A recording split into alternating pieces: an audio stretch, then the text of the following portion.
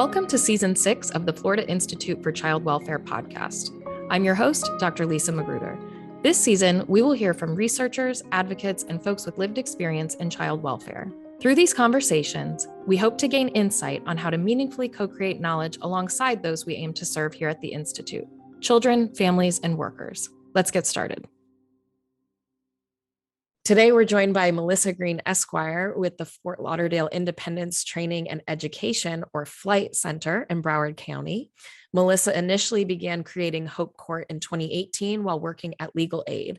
The program continues and is currently being run through the FLIGHT Center. Melissa serves as the Hope Court Program Director.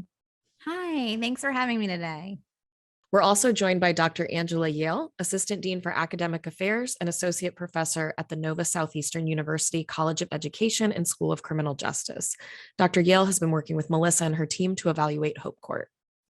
Hi, good morning. Thanks for having me. And finally, we're joined by Aaliyah Fitzgerald, a young adult who participates in Hope Court. Hi, good morning. Good morning, and thank you all for being here. So, Melissa, can you start off by telling us about Hope Court? Absolutely. Hope Court, it stands for Helping Older Teens Powerfully Engage. It was created to change the child welfare system, improve outcomes for our system's oldest teens. And it is a problem-solving court, actually an entire program. It's founded in the theory and practical application of restorative practices, which is derived from the work of restorative justice. We do utilize restorative practices and theory in all of our programming. And our youth who come into Hope Court begin at just about 17 years of age. They all have a permanency goal of APLA or another planned permanent living arrangement, or are similarly situated, meaning maybe there's an adoption goal, but adoption is not really something that is likely to happen. So we have our older teens who are likely to celebrate adulthood, come into their 18th birthday while in the care of the state and without intact family. And all of the adults come in, they're all given an adult support team that is going to consist of child welfare professionals in our amazing system in Broward County. So that will be their social worker, their case manager, a life coach, an attorney ad litem, perhaps a guardian ad litem. And all of our adult support teams are provided trainings in restorative practices and also nonviolent communication. And all of these amazing professionals from many different community agencies join together in the service and mission of Hope Court. We have about 3 main pieces to our programming. One of them is our restorative legal processes, and those are interactive court hearings, which make the legal system really accessible for our youth and empower them to be involved in their child welfare proceedings. So these special court hearings are conducted every 6 weeks, and that's instead of every 6 months, which is what's required by statute. And the proceedings are held in a circular nature. We're actually on Zoom, and we have found a way to make Zoom extremely connecting in nature. We begin with a relationship building circle go around. Everyone answers the fun question that we start out with, whether that be if you're a superhero, what would your power be? Or would you rather swim in a pool filled with maple syrup or Nutella? And the judge is answering that. The attorneys are answering that. The youth is answering that. And we do that every 6 weeks. It builds a community. I promise you that. The proceedings are youth-led and they're interactive. And the circle format that we use does ensure that all voices are heard. Really empowers our youth to be involved in their case, to take ownership of their life. And rather than going to court and just hearing about themselves and what will be happening to them, these court hearings are scripted. They're designed to be restorative in nature and place emphasis on connecting our youth with their legal involvement. Our second prong, and really, I think the beating heart, are our supportive youth circles. Before every court hearing, we have pre-court listening circles, and these are conducted with the youth and adult support team. They allow for relationship building. They allow for celebrations. They allow for mourning. And they really create a restorative space where we can celebrate achievement and connect during conflict. These circles are a safe space where we can discuss conflict, where we can brainstorm effective ways to meet needs. They are youth-led. And then additionally, we use our circles to provide independent living skills workshops throughout the year and explore different topics during those independent living skills trainings. We also use supportive youth circles to work through conflict as needed, to have additional celebration as needed, and to work to repair harm as needed.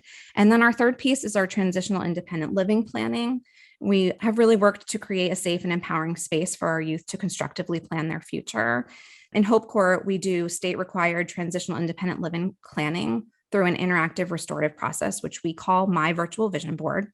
This process, these vision boards are done in a supportive youth circle, which we have adapted from Epic Ohana, which is an amazing organization in Hawaii that provides transitional independent living planning to their youth in care in a very restorative manner. And for us in our vision boards, we have our youth invite their support team, and they're encouraged to dream their biggest dreams in a safe space. We begin and end with specific circle go rounds to encourage our youth and build community connections. And we have specific areas that we will explore in depth regarding independent living, such as education, employment, housing, finance, health. We create detailed to-do lists where youth are paired with adult support team members for support in completing necessary tasks to achieve youth goals. And the process truly is uplifting and joyful celebration of near adulthood, as well as being informational and vital. It's extremely connecting. We've seen really great results from it, and the youth and adults have really enjoyed it. That's kind of what the programming piece looks like and what we were designed to do. How was the need for the program identified? Originally in 2018, Legal Aid got a grant. My former boss, my dear friend Walter Hahnemann, got this grant from the Florida Bar Foundation to research bringing restorative justice into the child welfare system and what that would look like. I stepped into the position. I work with older teens, have for a long time, and have always wanted to explore how can we better serve, how can we better assist, how can we create better connection for our youth who are going to be celebrating adulthood without intact family. What I had been seeing with the youth whom I was working with and my colleagues is we had been seeing a lot of disconnection and a lot of youth being terminated from these programs almost immediately, some of them not even wanting to participate. And a lot of times, like the last court hearing before the youth would age out, before they would turn 18, would be such an adversarial hearing where certain things wouldn't have gotten done. And we would have a case manager and a youth sort of like pitted against each other, playing a blame game in front of a judge who wanted to know why certain things hadn't happened. And right before that youth was turning 18, at a position where they were going to need that case manager more than ever, the relationship was being broken in the courtroom right before our eyes. And we were, for the most part, not seeing great results. And we're just wondering, is this what we're seeing? Like, is this across the board? And so when we did team up with NOVA, we decided to get baseline data on what was going on for our youth who are transitioning to independent living across the state of Florida. So we did collaborate with Robert Latham, who's at University of Miami, and he completed the baseline data for us and did find that it really was something that we're seeing. It wasn't just something that we were seeing, in our small subset of cases, but Robert compiled data from youth who had aged out between 2014 and 2018. Because remember, we were just starting creating this in 2018. And he reviewed data from the department's Florida Safe Families Network from those 4 years. And it showed that between 60 to 70% of youth who were potentially eligible for the programs like EFC or PEZ either did not participate, opted out before their eligibility period ended, or were terminated and did not return. Importantly, Robert noted that none of the available data was showing the quality of the outcomes or experiences of the youth. However, given these high rates of youth who are disengaging, there really was reason for us to look into things and believe that the programs that's currently operating were not meeting perceived needs of youth who were meant to be served by those programs. And Robert did break it down even further and noted that a significant number of youth did not participate in either program. Nearly a third of approvals resulted in unsuccessful terminations. Failure happened quickly. The largest number of opt-outs and unsuccessful terminations occurred in the first 2 months, so 60 days of participation.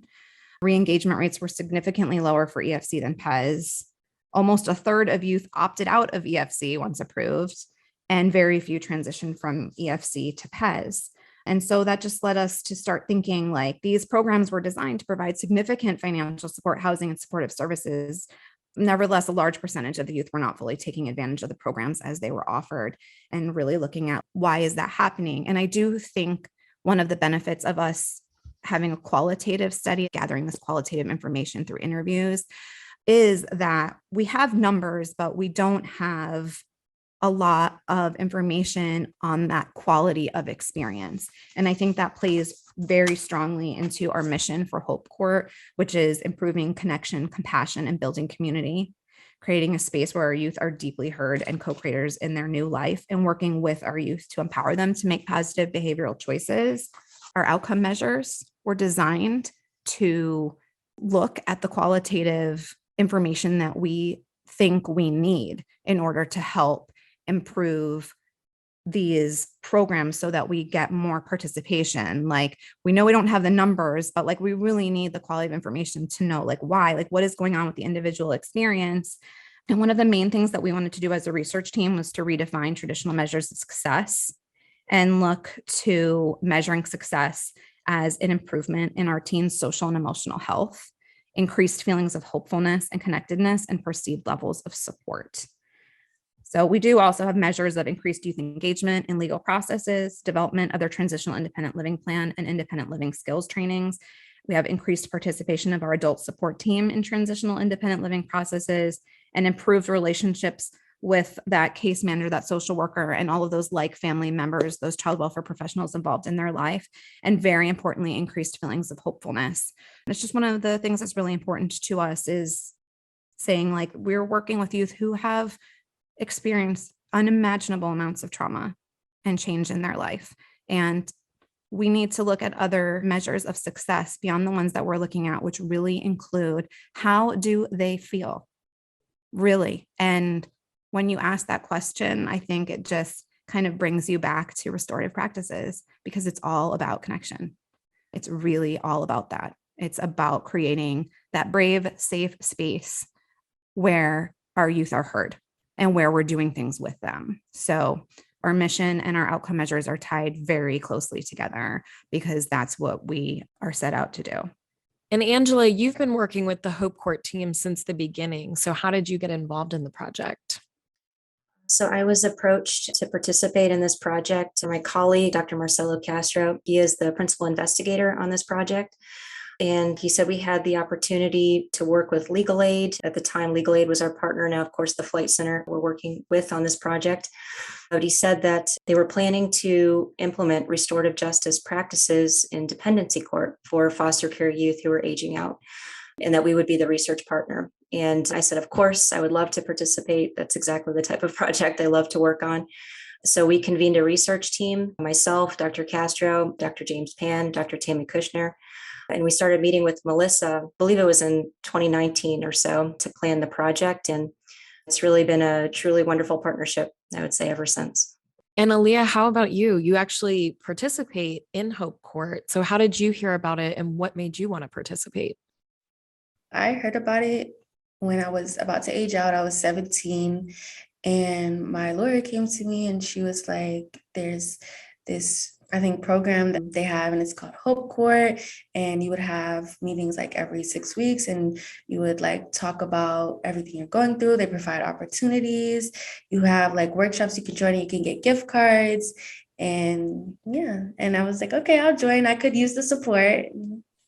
So Angela, can you tell us a little bit more about the evaluation of Hope Court? Sure. I would say early on, when we were first reviewing what was going to happen with the program and what it was, I think there were two really important factors that we needed to consider. And one was that this is a really novel application of restorative practices. So if you go to the literature, there's a lot on the use of restorative justice and criminal justice and the use of restorative practices in school settings. But there really isn't anything out there on the use of restorative practices in dependency court. So that was something we really had to think about. The second thing was that we'd be working with a very small sample size. So, this would be a very small cohort of about 10 to 12 youth. And we wanted to learn more about how this program was implemented and its impact on the youth and the stakeholders. So ultimately, we decided on using a case study approach for this particular project. And I think it's worked really well. We started with the first cohort using an exploratory case study model, and then transitioning now into more of an explanatory case study model, now that we have a better understanding of what's occurring, within Hope Court and how the restorative practices are being utilized. As the focus of this season of the podcast is really on meaningful engagement with youth and best practices in terms of research and evaluation, what special considerations did you keep in mind to accommodate working with this particular population, such as consent procedures? So in the IRB's eyes, working with this population, they actually are considered a vulnerable population in two categories. So children and minors under the age of 18, and also children in foster care. But it's really critical, particularly for this project, to hear the voice of the youth, and so that they could inform and tell us, what their experiences were like, so we could really truly understand the implementation of Hope Court and its effectiveness. We had pretty extensive consent procedures. I think for every guardianship and custody circumstance, we had a different consent procedure. Melissa can tell you, I think probably the most challenging would have been for youth where the parents' whereabouts were unknown. Melissa, help me with this if I'm getting this wrong, but if an affidavit of diligent search had not been filed, there was a process for reaching out to the parents, a timeline for that. If they had an attorney, reaching out to the attorney; if they didn't, reaching out to them. So we just really had to allot a lot of time for that process. And then once all of that was concluded, we then, of course, consented all of the youth and went through all of the details of the study with the youth. So I think it's just building in sufficient time to be able to go through that process and make sure that the youth were protected through the consenting process. Yeah, and we've noted in the literature, there's really not a consensus around best practices for consenting youth, particularly, like you said, youth who are doubly vulnerable by means of, being minors as well as in the child welfare system. So I appreciate the time and attention that you gave to that process. So I'm curious, what have you found so far between the first couple cohorts? So I would say the biggest finding, the main theme from the first cohort, is that Hope Court represents a substantial change from the typical dependency court process. I think in typical dependency court, it's more of an adversarial model where you have parties coming in with representation, and they're coming in to represent their own interests and advocate for their own interests or argue for their own interests, and can create sometimes more conflict than collaboration. So with Hope Court, the focus is on community building, relationship building, and everyone's working toward the same goal, which is to support the youth, provide the needed services so that they can successfully transition into adulthood. So I think that was the main finding. Some other themes that we noted were that youth were engaged and had a voice in the process. That was a big theme. The frequency and quality of contact and a collaborative approach was a key positive element, and that youth had a reliable support network of trusted adults that they could rely on as they were transitioning to adulthood. We also wanted to look at the percentage of youth who remained in extended foster care, or EFC, and the PES program, but for those that go on to higher education, that they're still able to be eligible for the benefits once they're post 18. So we wanted to look at the percentage of those that remained in those programs once they turned 18. And we found that 70% of the Hope Court youth had remained in EFC or PES, and that compared to the 30 to 40% participation rate of typical foster care youth. We had to note, though, that we did have a small sample size that is a limitation in that finding, but it just showed some promising results there. Yeah, certainly really encouraging. So Melissa, you and Kiara Jackson, the Hope Court Assistant Director, are very engaged in the implementation of Hope Court. So what has it been like for you all to collaborate with Dr. Yale and her team on the evaluation component of this pilot? It's been fantastic. I have just loved working with our research team at NSU from the very beginning. Like Dr. Yale said, when we met, it was early 2019, and I came to them with these ideas, and they were like, we're going to turn this into logic models. And I remember it being some of the most challenging hours of my life, sitting down in those conferencing rooms and trying to turn these thoughts and ideas into these little boxes and then create this design. And we created all of the assessments ourselves together as a team. I took the city certification course through NOVA for the ethics of human research, and the team has been just very uplifting and inclusive and collaborative, and it's been an amazing venture together. Really, it has. It's been incredible to use knowledge of what's going on in the child welfare system and turn those into the assessment pieces that we use to make them designed like so perfectly to get at what we really want to learn. And I mean, honestly, what we really want to learn here is the truth of how we can help. And I can say that the team at Nova and myself and Kara were so on the same page of truly wanting to create change and wanting to make sure that whatever information we're getting is the information, good, bad, or otherwise. We want to know how to help. And it's such an ethical team. It's been such a blessing. Truly, I love them all so much. And we've worked together so well and sharing all the expertise that everyone has, and everyone comes with a different background and different educational piece. And it's always felt like a partnership. And I think that's something that has really meant a lot to me. I'm a lawyer, I'm not a psychologist, and I'm, working with these folks who are deans and psychologists and directing parts of the university. And it's always been this like amazing collaboration in unity to work to help youth. We're really all very excited about restorative justice and restorative practices. And it's been one of the highlights of this entire thing is us being able to work together. That's great. And you touched on a couple of things that I think are so important. The first being this idea of logic models. I love logic models. It's something that we grapple with a lot at the Institute. It's very challenging, right, to express these ideas in your head sometimes in a way that makes sense to other people. So developing programs from the bottom up, I'm so glad that you had that support from folks with that research and evaluation acumen to help you develop that and get those ideas on paper in a way that communicates what this program is.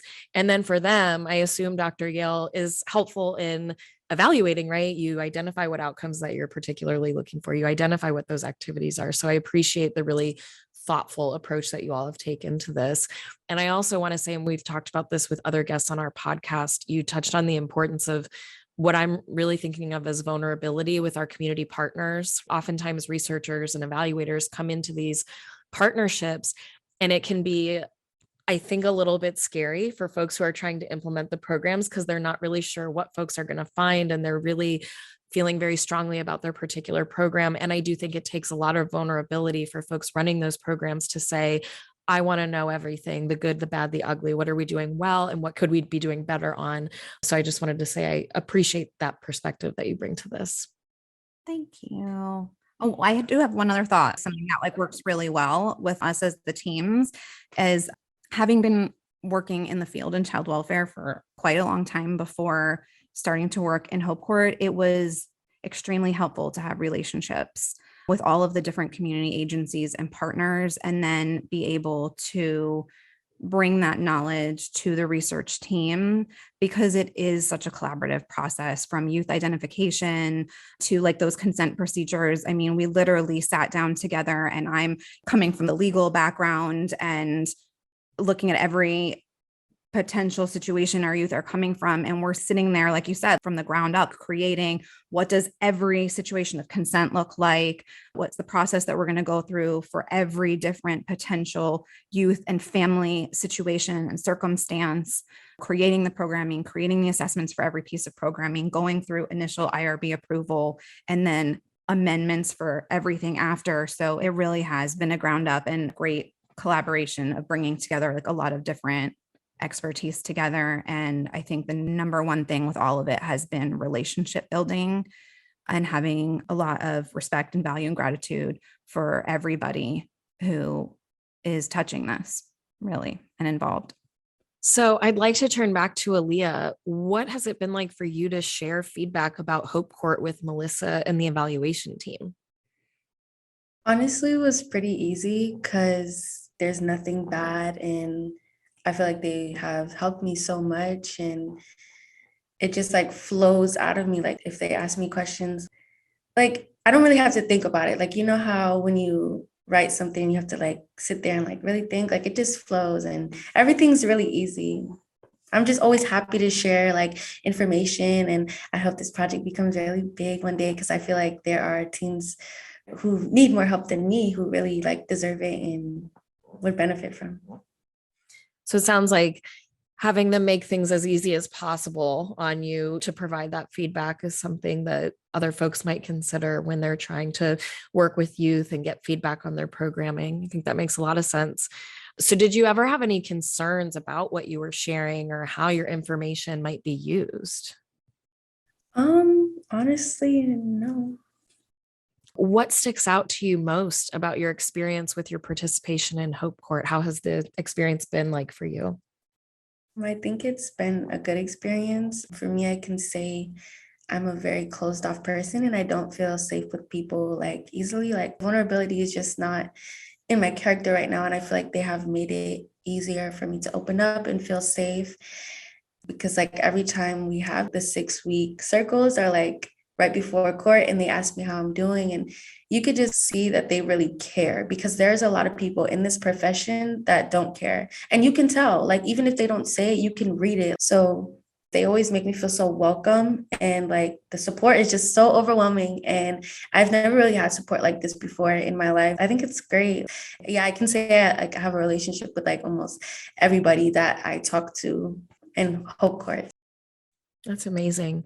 Can you tell me a little bit more when you said you can tell when people care versus when they don't? What does that look like to you? What does that feel like to you when people care?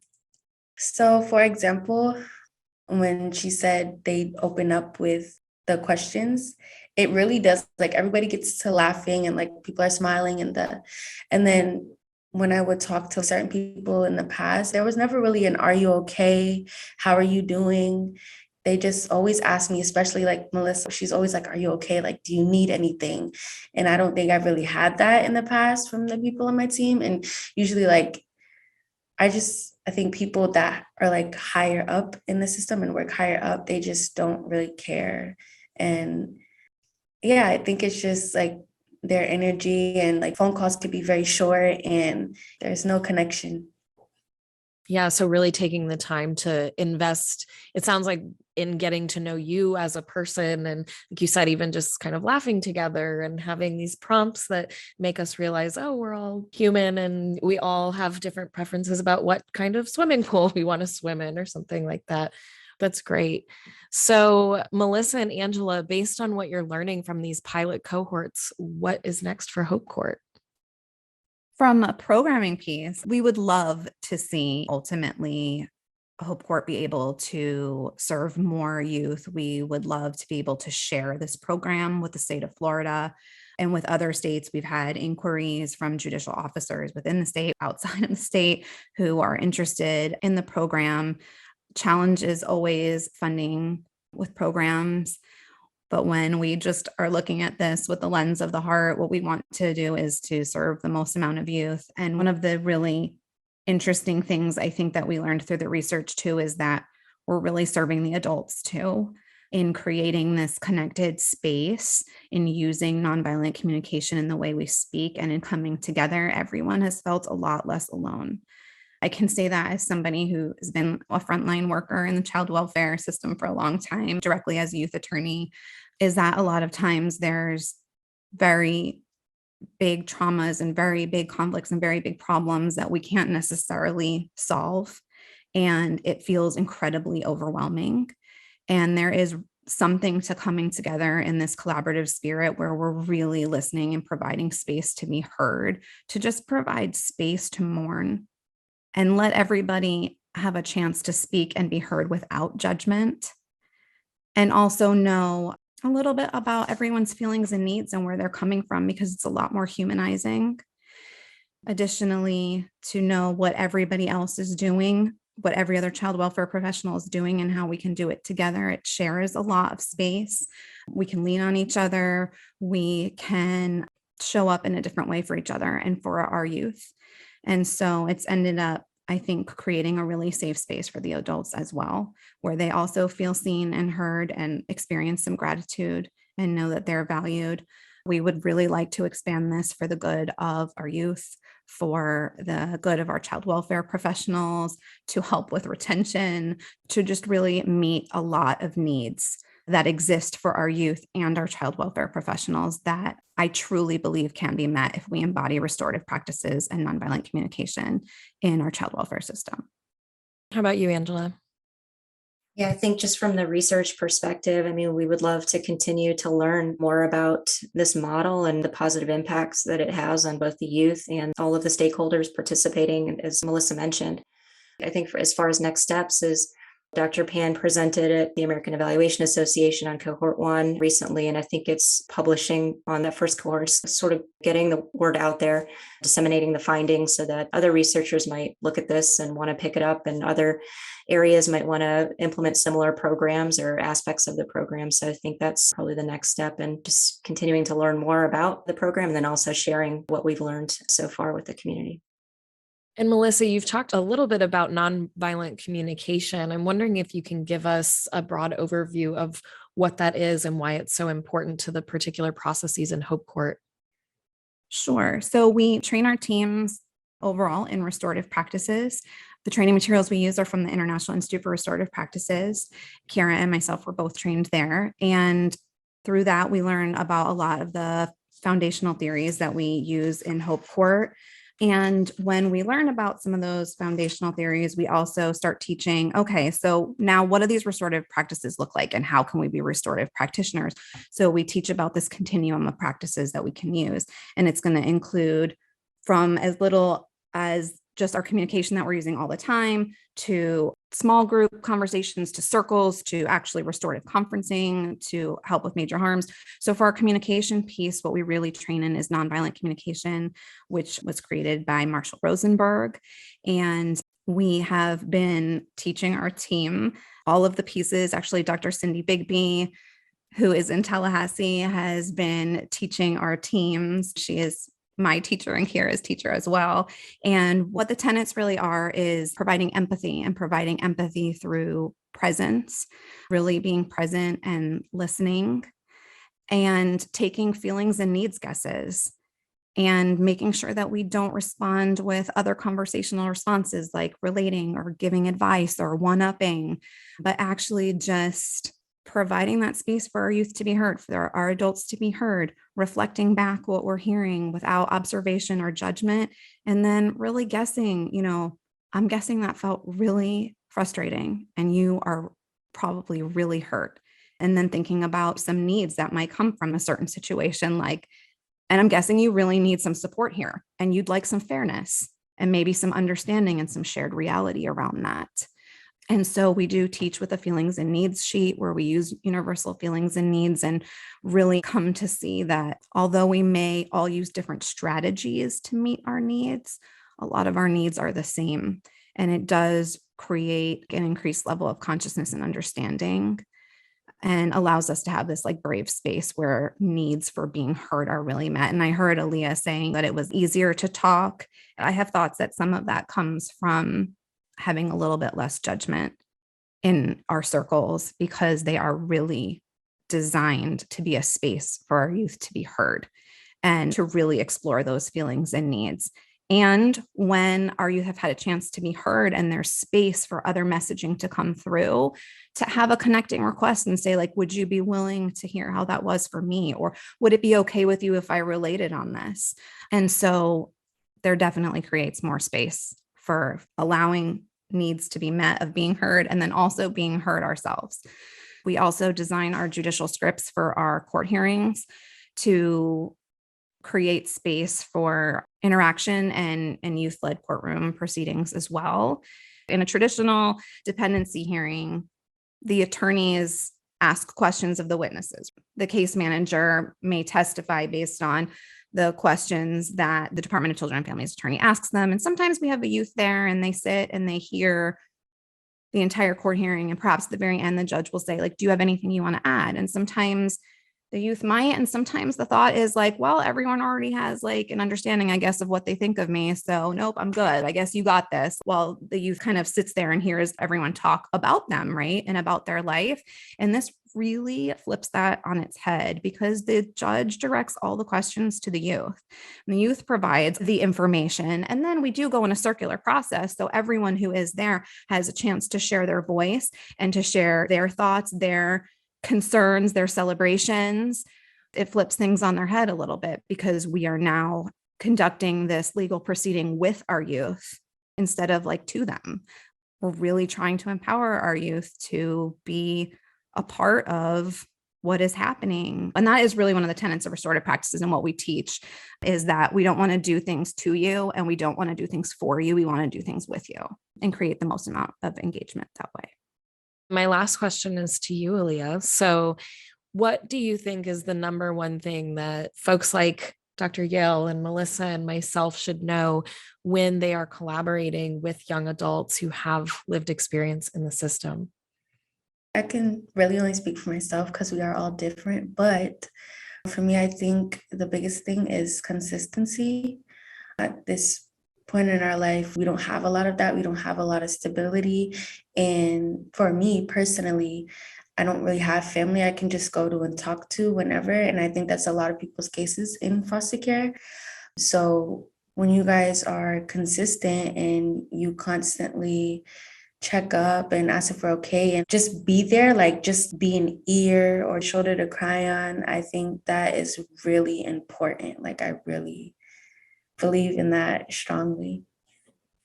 I'd like to thank all of our guests for sharing their knowledge and experiences with us today.